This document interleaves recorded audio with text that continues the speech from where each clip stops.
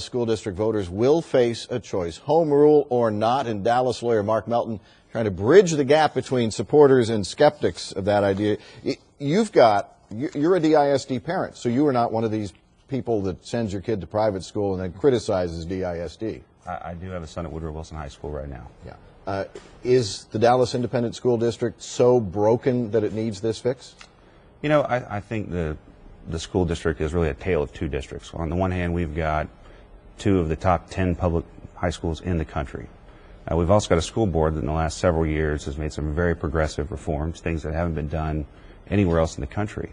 So I think we're on a good track. On the other hand, though, we've got 223 campuses in Dallas ISD, many of which are not operating up to par.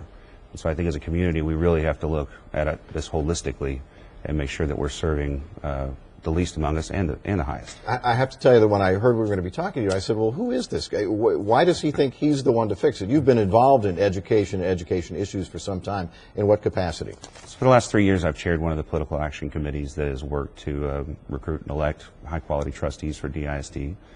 So I've certainly been a part of the reform movement for the last several years. And when I saw this issue come up, actually never endorsed the home rule idea. In fact, I had publicly stated some concerns on NPR several weeks ago, where it seems to me if you're going to do a comprehensive charter review in such a short amount of time, this is a large district.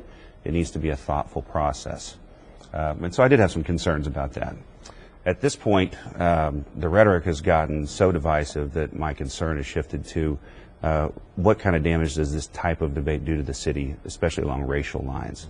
And so the idea here is to go out, talk to all sides, try and see if there's room in the middle for some consensus where we can all come together around a few ideas that might be good for kids and would not hurt the district. Right, and a few ideas that probably most people could agree upon. One of the big fears, for example, from the teachers' associations is that it's going to be hiring and firing at will, it's going to be nepotism, it's going to be all the controls and all the protections that teachers have thrown out. You're not seeing that. No, and I think the idea behind this compromise is we'll convene a group of multiracial folks from all over town to actually draft a charter so we can take some of these boogeyman issues off the table and talk about what we might actually do. What we're proposing at this point is something where we leave the 9 single-member districts in place exactly as they are. Wouldn't change the trustees or the districts or the voting cycles or anything.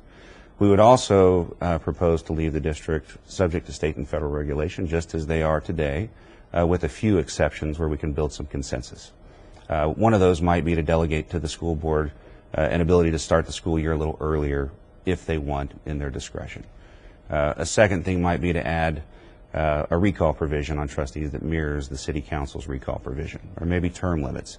At this point, this is the beginning of the conversation, not the end, and so what I'm trying to do is convene folks in a way that we can actually have a conversation that we're not talking past one another, but to one another, for the benefit of the kids. But you feel it's inevitable that this is going to happen. I mean, you've talked to the people who are somewhere out there passing this. I haven't seen them at Kroger stores or anything, but somewhere out there passing these petitions, and they feel pretty confident that this vote is going to happen. The Charter Commission will happen. The vote will happen. My understanding is that they do have the signatures to do this, that they will submit them shortly, and I think we've all read that in the papers in the last couple of days. And so before that happens, the idea here was to see if we could talk to folks. And we've had a pretty good reception, actually, to this idea. I think everyone is in this for the right reasons on both sides.